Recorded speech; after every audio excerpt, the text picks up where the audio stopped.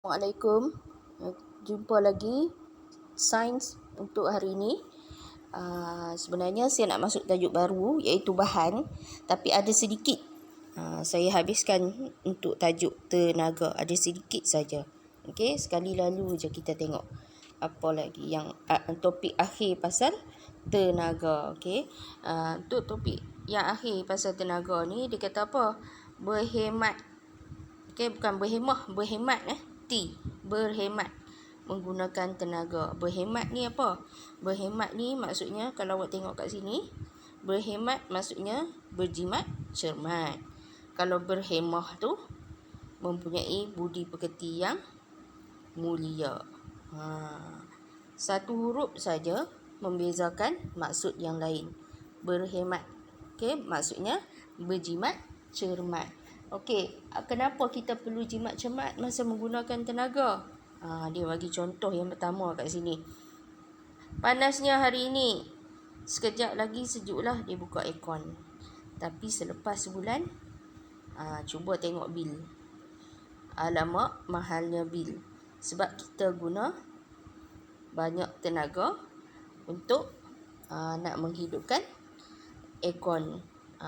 Penghawa dingin ni perlukan tenaga. Tapi situasi kedua, bila panas dia buat apa? Dia tak on aircon. Tapi dia buka tingkap.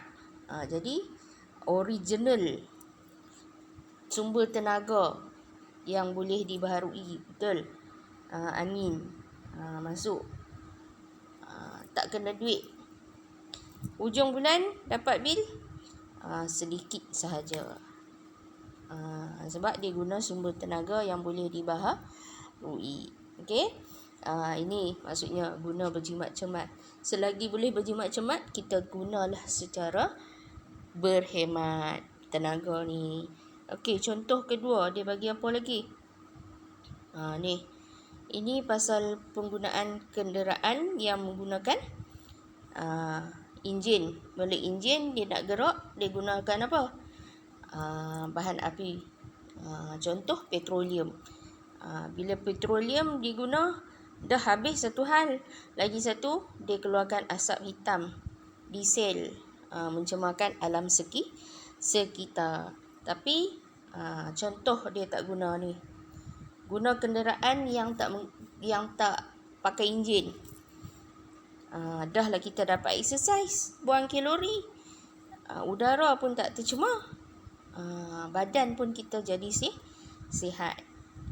Ini maksudnya guna selagi kalau boleh berhemat, gunalah secara berhemat untuk elak pembaziran dan untuk mengelakkan pencemaran alam sekitar. Itu maksudnya kurang-kurangkanlah guna tenaga. Kalau guna tenaga dibaharui, bagus. Sebab dia tak mencemarkan alam sekitar macam sumber tenaga matahari, angin, ombak, air. Tapi tenaga yang tidak boleh dibaharui macam bahan api fosil, petrol, diesel, gas asli, nuklear, itu semua mencemarkan alam sekitar. Okey, dah habis dah, tutup dah tajuk tenaga. Kita nak masuk tajuk baru hari ini iaitu tajuk bahan. Okey, tajuk bahan. Okey, cuba tengok situasi kat kedai ni. Budak ni kata apa? Ibu, mengapakah barang-barang yang dijual di kedai ini berlainan jenis? Tengok, ada daripada kayu, plastik, ada daripada batu. Okey, ada kaca, botol, bermacam-macam jenis. Barang-barang ini diperbuat daripada bahan yang berbeza. Sebab itu ada dari kayu, ada besi, ada batu. Ini yang topik ni yang kita nak belajar. Topik bahan ni. Okey, bahan-bahan yang objek yang buat pada bahan-bahan apa ni. Kita tengok muka surat seterusnya. Okey, muka surat 142. Sumber asas bahan. Sumber asas bahan. Maksudnya bahan tu, sumber tu mai dari mana yang mula-mula dia. Okey, kalau dia ikut dalam buku teks ni ada 4, tapi hari ni nak belajar 1, 2 saja dulu. Bukan boleh belajar banyak-banyak. Sat lagi buat banyak-banyak, sat lagi tak buat kerja saya. Suruh tulis nota selai pun berapa kerat je yang hantar. Okey. Sumber asal bahan ni ada 4. Tapi hari ni kita nak belajar 2. Okey. Dia kata apa? Terdapat pelbagai objek yang digunakan dalam kehidupan harian. Objek itu ada yang buat dari pelbagai sumber. Ada yang dari tumbuhan, ada dari haiwan, petroleum, batuan. Hari ni kita fokus tumbuhan dengan haiwan saja dulu. Okay? Ini dijumpa sekeliling, tak biasalah kamu pernah duk tengok, tak ada masalah. Contoh dari tumbuhan, pokok getah ke, pokok balak ke, pokok kapah. Contoh pokok getah dia buat apa? Getah, ambil getah dia. Lepas tu getah dia tu diproses jadi objek apa? Contoh tayar sarung tangan getah. Kalau pokok balak, ambil dia punya kayu balak ni, kemudian buat apa? Almari kayu, kerusi kayu, buat perabot, buat rumah. Pokok kapah, okey, buah kapah tu buat apa? Baju, t-shirt kita tu, tuala, kain-kain yang serap peluh tu, kebanyakannya diperbuat daripada kapah lah. Dia mudah serap peluh, serap air. Sebab itu tuala banyak pada kain kapah sebab nak serap air.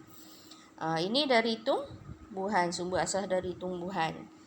Sumber asal dari haiwan. Kat sini dia bagi contoh 3. Biri-biri ambil apa? Ambil bulu dia. Bulu dia kita buat apa? Topi bulu. Buat sweater panas yang berbulu tu. Lagi apa? Lembu. Ni biri-biri, ni lembu pula. Lembu apa? Ambil kulit dia. Kulit dia buat apa? Buat sofa, buat kasut, buat beg tangan, buat dompet. Okay, banyak sebenarnya kulit lembu ni. Banyak diperbuat bahan. Dan last sekali ditunjuk sini, ulat sutera. Ulat sutera ni dia punya kepompong dia.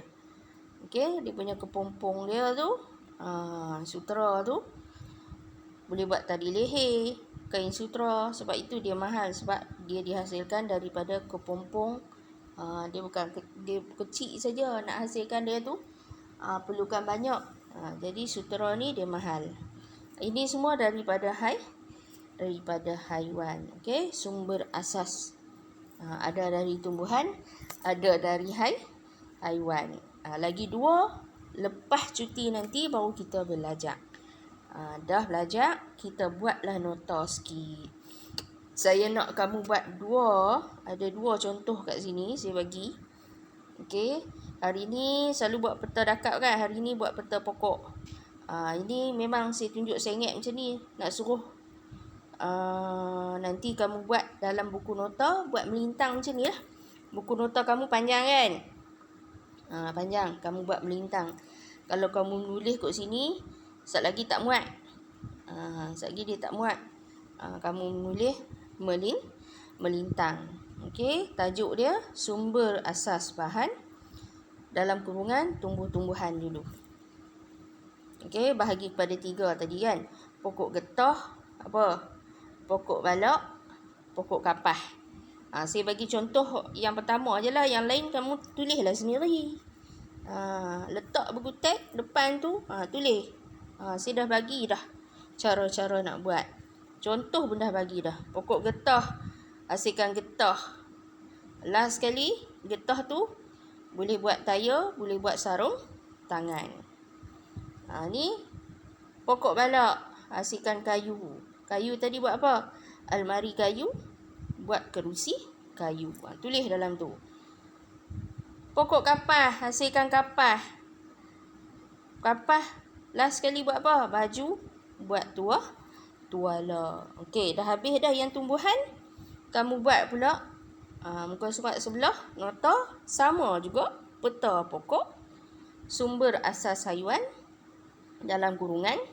Ni saya dah bagi juga contoh. Biri-biri. Kemudian buat apa? Bulu biri-biri. Bulu tu buat apa? Topi bulu, buat sweater. Ini kamu tulislah. Lembu, kulit lembu, kasut kulit, sofa kulit. ulat sutera, kokon sutera, tali leher sutera, kain sutera. Mudah sahaja. Saya tak suruh buat susah-susah. Macam biasa, saya nak kamu tulis nota atas usaha sendiri. Bukan kakak, bukan mak, bukan ayah, bukan abang yang tulis. Tulis. Dengan tulis, kamu dapat ingat. Okey, dengan tulis je kamu dapat ingat sambil membaca. Faham?